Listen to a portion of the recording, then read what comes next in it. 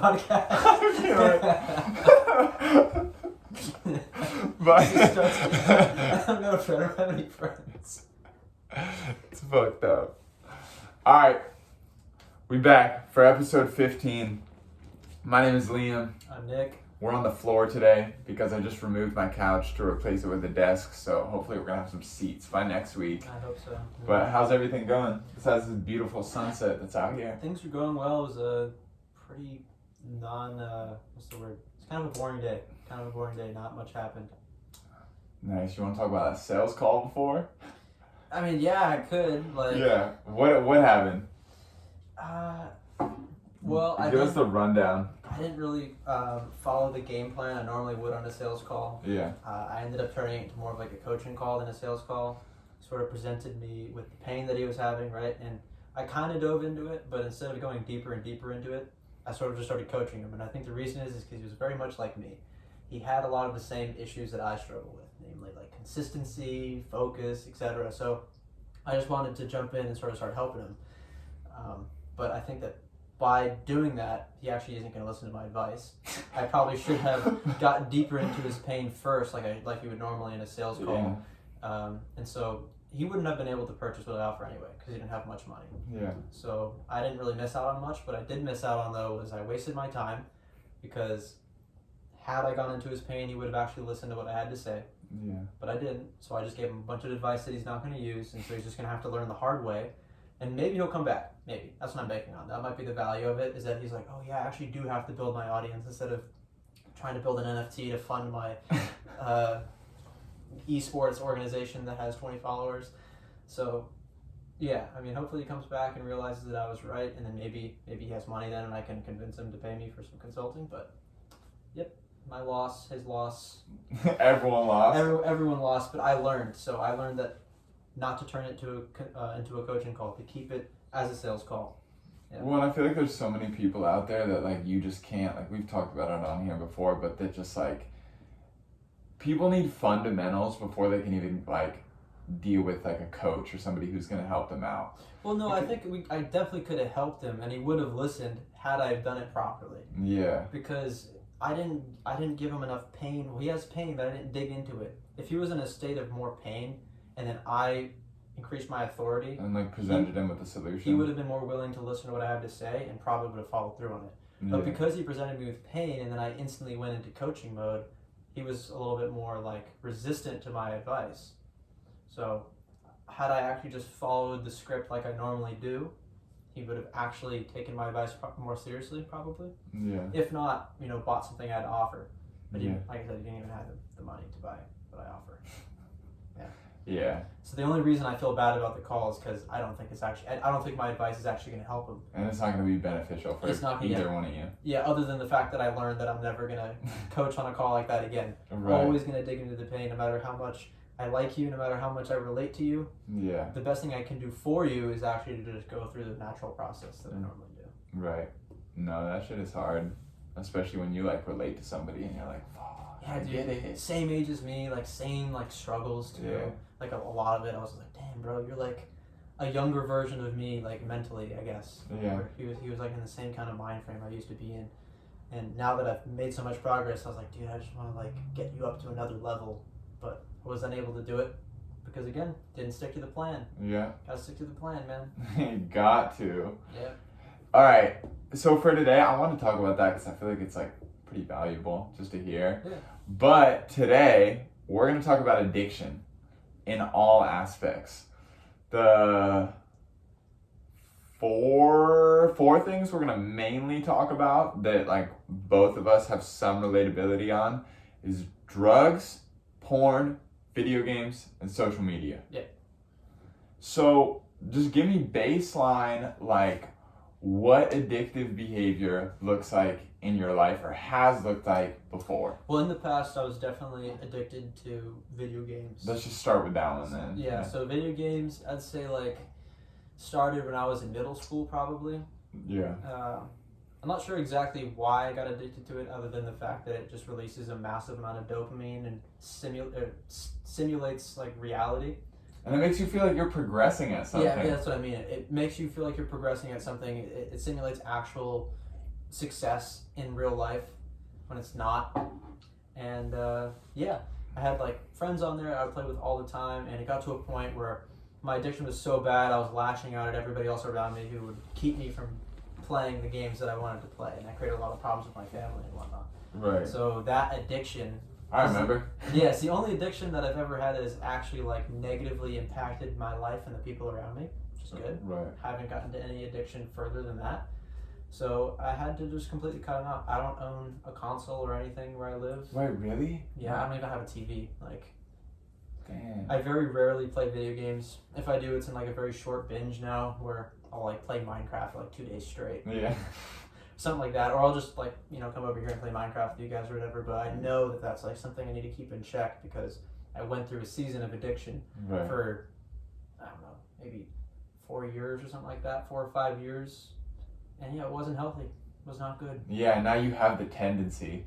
Like, I'm sure you can feel it, like, once you go, like, or once you play, like, a little bit, like you said, like a binge, and you, like, feel your mindset transitioning into, like, oh, like, maybe I should do this for a week straight. Like, yeah, I mean, well, that's, like, the nice thing about going on the binge, though, is it kind of gets it out of me for a little bit, and I can go focus on other things. But I still do, like, I don't know if every day, but very frequently, I'll just have the urge to be like, oh man, I want to just go like play this game right now. Yeah. Like I have the urge to play it. And sometimes I'll succumb to that urge and I'll play the game and I'll lose fucking 4 or 5 hours of my day. Yeah.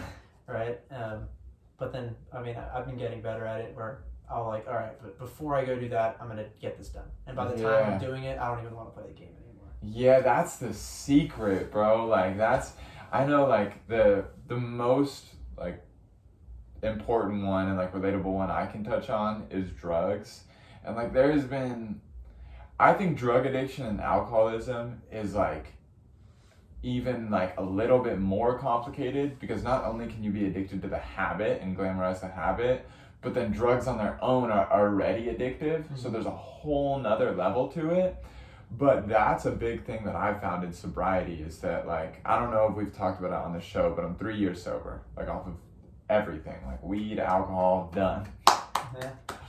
And like a lot of what helped me is just finding stuff that I found more valuable. Like especially in early sobriety, like that's why I started music. Because I'm like, this is more valuable. I mean, why I started that is like a little bit more of a depressing story. I was basically like, you know what? I hate sobriety and like life without drugs, and I'm gonna kill myself, but I have to put out this album first. And then I put out the album and I'm like, hey, I got another cool song to write. Kind of like this music. Yeah, so, but at the end of the day, it was because putting out that album was more important to me, just like how like whatever you said, like, oh, I want to get this task done for whatever is more important than playing video games. Right. And then by the time you're doing that task, by the time I was making the song, I was like, whatever, like screw it. You know, by the time the first album was out, I was like, nah, I like this, like, you know, fuck the rest. Yeah, so like just moving my attention elsewhere before I succumb to that addiction or that impulse helps alleviate it. Hell yeah. Yeah. But that like the urge can be crazy. Oh yeah. Like, and especially if you're first trying to stop. Like I remember when I was in early sobriety, all that I thought about was drugs. Like all that I talked about was drugs. Like all that I thought about was drugs. And it wasn't even like a conscious decision. It's just like that's where my brain was at. And it just took time. Like you said, like, you know, you haven't owned a console probably in a couple of years. What, like 3 years or something? Yeah, it's been a long time. I didn't have a console in my dorm room. I didn't have a console when I moved. When I was living on campus, I didn't have any games on my computer. I maybe had like a game on my phone or something like that. I think I deleted all of them for a period of time. So for a solid year or 2 years, no games. Yeah. Pretty much. Yeah. Unless I went back to Pacifica, which actually led to its own problems then, because going back, I would feel like I was falling into my own, like my old self, like my old habits would come back. I was losing progress when I felt like I was losing progress when I'd go back there. Yeah. So, but now like, it's cool because I'll go back and like, I don't even feel like playing games. Like sometimes I'll sit down, like turn on the console and they'll be like, nah, turn it off. And I'm like, that's a liberating experience for me because I used to be compelled to play the games and always want to play them and shun anybody who prevented me from playing those games and treat them terribly. But Now it's like that's the least. It's not important to me. There's so many other things I want to do. I want to go talk with my friends. I want to talk with my family. I want to work on my business. So getting rid of that addiction has been really nice. Well, it's probably because you have different habits too. Also, shout out this shit. You're gonna read this shit soon. But if you haven't heard about this book or read it, Atomic Habits by James Clear, this is the shit right here. And like that's what I was gonna say is like it's probably because you have different habits, you know. And like I was saying before, just habits that are more valuable to you. Yeah. That's really what it is. Those other things are more valuable to me now than playing the games. Yeah. No, and then like the other one that I feel like we can like both relate on that's like really, I don't know, that everyone I feel like can relate on whether they know it or not is social media. Yeah. And I was just talking about this on the Focus episode, so if you watch that, I'll just kind of let you explain like what like that looks like for you and like why it's so addicting. Like you were talking about with like stories and like. Yeah, I mean it's like it's all designed to addict you. That's the point of the platform, is because they want you to be on the platform as much as possible to sell as many ad placements as possible. Yeah. So the algorithm is designed to try to figure out what is going to keep you on there for the longest amount of time, and so that just so happens to be things that probably aren't the healthiest for you. For men, I'm sure most men here can probably testify to this, is that our social media algorithms are probably constantly showing you scantily clad women all the time. Yep. Shaking their ass, showing their tits. They're very attractive young ladies, and it's designed to just keep us and rope us in as much as possible. Yeah. And yeah, I mean, I'd say that there's like a certain amount of addiction that I definitely struggle with. Not even close to video games. I haven't let it get that far. Yeah. But I have like this folder on my phone with all the social medias in it. Labeled post only, because my intention is to only use those platforms for posting things for my various businesses, even for personal use, which I think this year I don't want to post on my personal platform if it's not related to business, because there's no point. What am I going to showcase to the world? Why is it important that you know what I'm doing and how well I'm doing? It's like if it's not related to my personal brand or my business, I don't want to post it. That's another tangent. Anyways, it's labeled post only, but I find myself constantly opening the apps and viewing people's stories and viewing posts, and it's like it's crazy because I consciously am trying to avoid that, but some impulse in me keeps going back to it and keeps opening it and keeps viewing it. It's like it's straight addiction. Dude, it literally like it's crazy, bro. But in the program I'm in that like helped me get sober, like what we talk about in there, like first and foremost, like above anything else, because really what it is it's a design for living. And it like aligns a lot with stoicism, like what you've talked about like a little bit on here with stoicism. But the first thing that we talk about before any of that, and like just better ways to live life, is being powerless over blank. And like powerlessness at its core is that. Like you are in your head and you're like, I shouldn't be doing this. And you're like, I'm doing this. You know, like my last experience ever on drugs was I had like maybe 5 months clean and sober, and like I wasn't talking about something that like had happened in my life. And I had all this shame and guilt, and I wasn't being honest about it. And I went out and used. Like I went out and got high, and I walked into my house that night or the night after. And what happened is my mom was on the couch and she was like half asleep, and Star Wars was playing on the TV, which is like my favorite movie from childhood. Like I had Star Wars Legos, I had Star Wars shirts, posters, like it just reminds me of being a kid. And later that night, I'm in my room, and like for anyone who doesn't know about the tweaker life, who doesn't have a tweaker friend, like what happens when you get into psychosis is you start hallucinating. And so I was on the ground like this, searching for like what I thought was spilt drugs on the ground. And the only thing I could think about was how bad I just wanted to go out there and watch Star Wars and just sit with my mom and just like pretend like things were okay.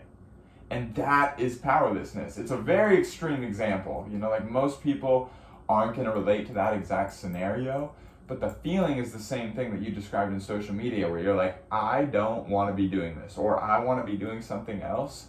And like just every impulse and urge in your body is just like, I need this right now. Well, because both of them, I mean, drugs, social media, pornography, video games, they all prey on primal drives. Dude, that's exactly what I was gonna say. We talked about porn. this in the evolutionary psychology thing. It's like pornography tricks your brain into thinking you're having sex, which is essentially like one of our main driving factors as organisms is to reproduce. It's like a purpose of life. But essentially, like all organisms are meant to reproduce, all life is meant to continue itself, right? So pornography preys on that drive, which is why so many people are addicted to it.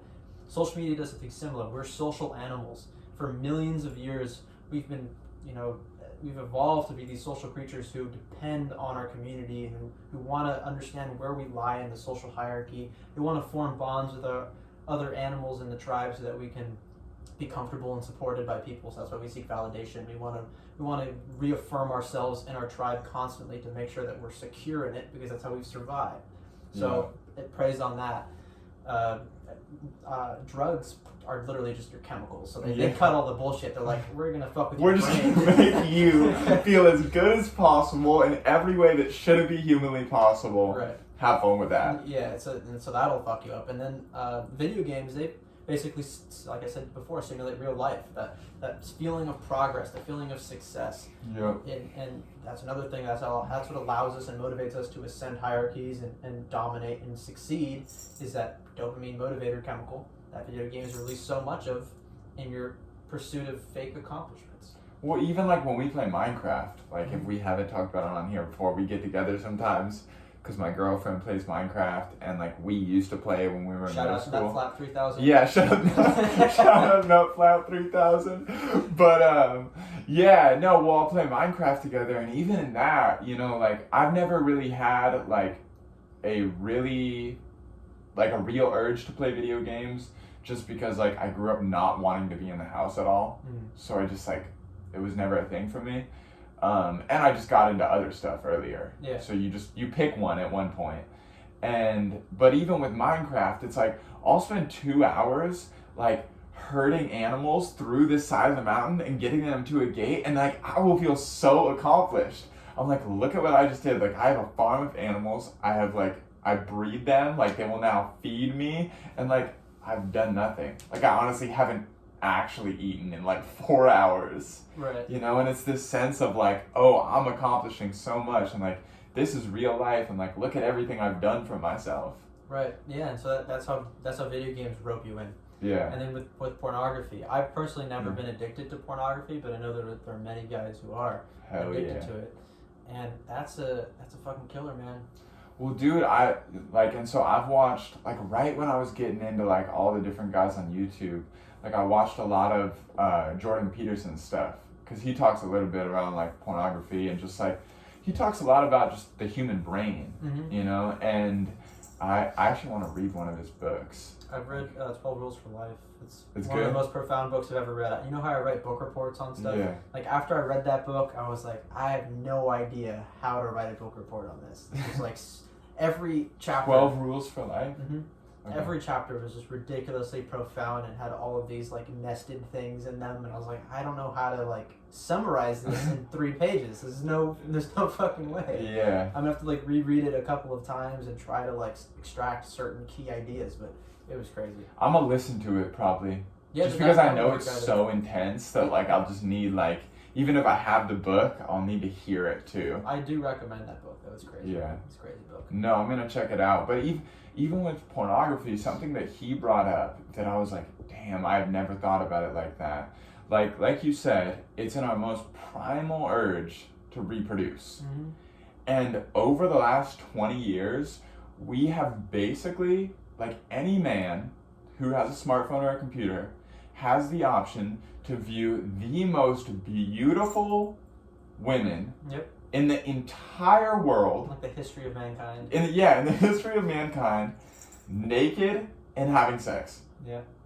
With whoever, maybe even another beautiful woman. Yeah. Like, that's insane, bro. Like, that is absolutely insane. And like, and it takes crazy stimulus too. And what's crazy about with guys who do get addicted and roped into porn is that it'll start with like more vanilla stuff with absolutely gorgeous women, having regular sex with people. And then slowly over time, that stimulus, they become desensitized to it. So they need more. Okay, so now it's just like now dope, she's bro. Getting, now she's getting choked a little bit. It's like, all right, you're getting kind of freaky. That's, it's all right. Yeah. But the more it goes on, the more and more insane that it gets. Yeah. Next thing you know, I'm not, you're doing some crazy shit. Yeah, we'll hold off on like just explaining it, but I think, like it can be explained with drugs too. It's just like having a tolerance to drugs or switching drugs. Like when I first tried cocaine, I was like, this is awesome. But then it was like, cocaine's cool. And somebody's, well, have you ever tried crystal before? It's like cocaine, but for 48 hours. And I'm like... It's the same thing with all of them. It's drugs have that same effect where you need to get higher and higher dosages or different drugs to try to get that same high. Just a crazier experience. Like you're just chasing the first experience. And with pornography, it's the crazier and crazier stimulation. Yeah. With social media, it's crazier and crazier content that's more attention grabbing and more insane. Like what TikTok is. Like we literally started out with Facebook where you just see people like post a couple words, and then now TikTok is like 10 seconds of ass, like 10 seconds of how to make money online, like, and it's just so addicting. Quick, trying to maximize like just how much stimulus that you're getting all the time. And then with video games, it's like constantly trying to progress higher and higher and higher in this like little fake world. Well, and just make it seem more real. Yeah, that's like the attachment to VR. That's what it is. It's making it seem more like reality. That's where video games is moving, because it's trying to simulate reality. Yeah. So making it more and more realistic, even though you're really just running in place. Yeah. No, it's crazy. Yeah. It's wild. And that's why video games was my fault. Because like for me, the thing that I'm most concerned with is just making progress and succeeding and like moving somewhere. And so that was like a little area I could feel like I was doing that. Yeah. Even though I wasn't really moving at all.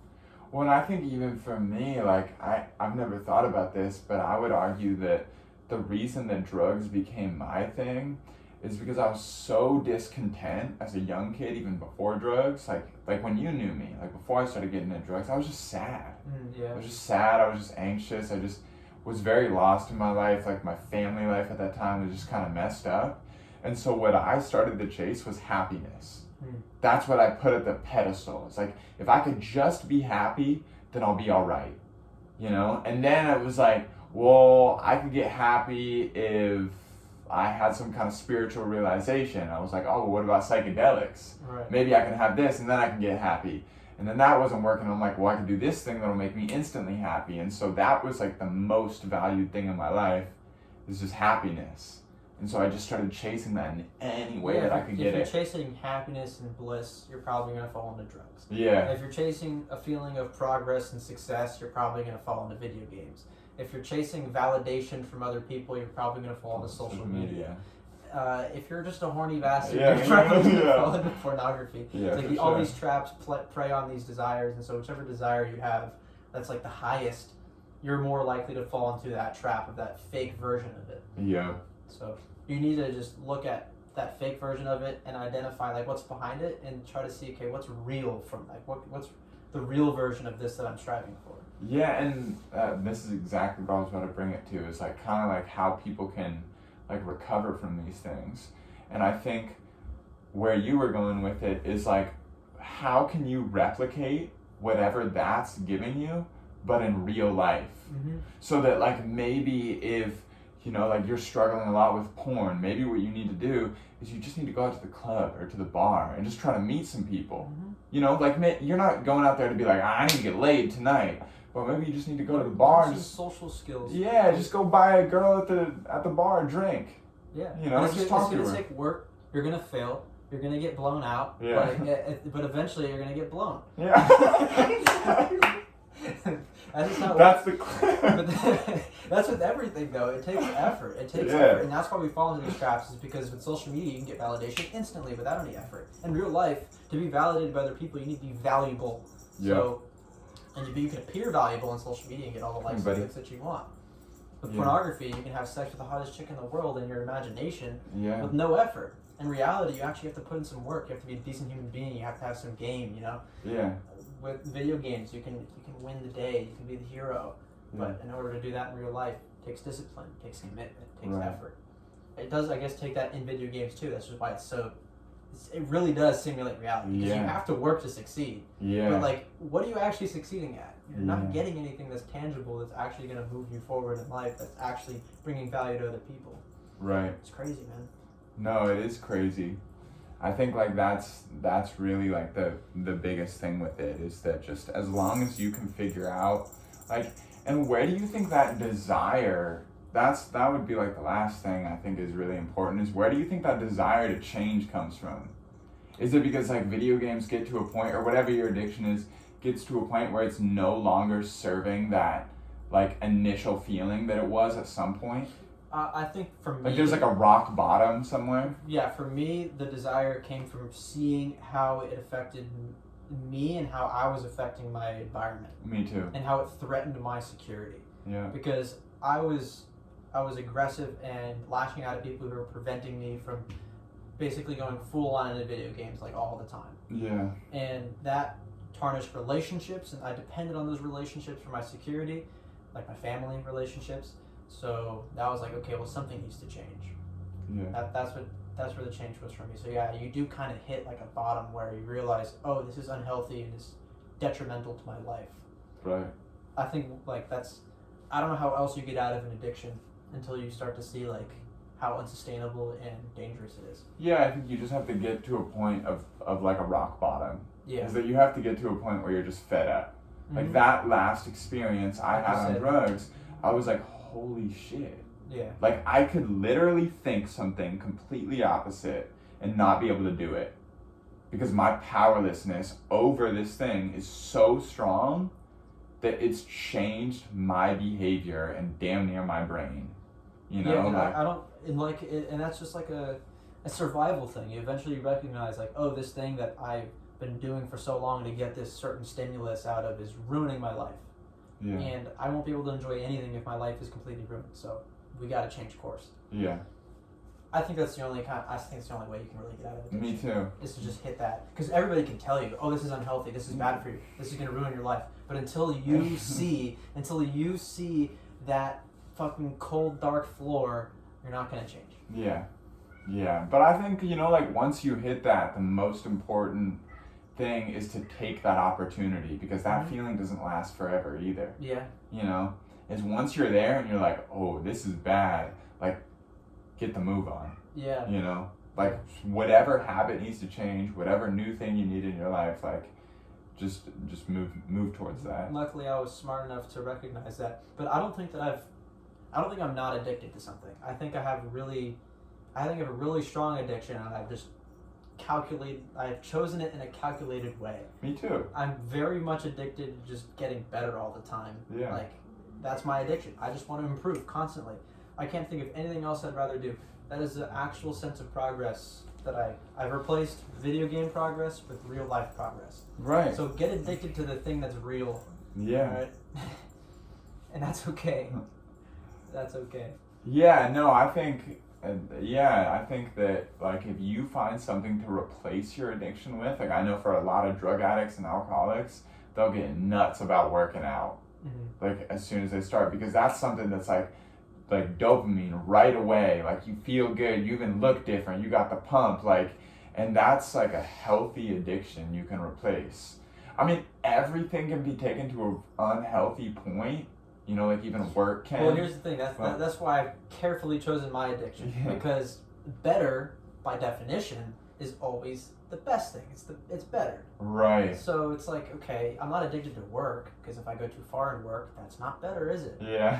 I'm not addicted to working out, because if I'm pushing myself to a point where my body's falling apart, well, that's not better, is it? Yeah. So I've just chosen better as defined by, like, it is just the best thing I can possibly do. Constantly trying to figure out what I should be doing to optimize my life. Right. So in choosing And that's always going to have your best interest at hand. by definition. Yeah. That's why I chose it as my addiction.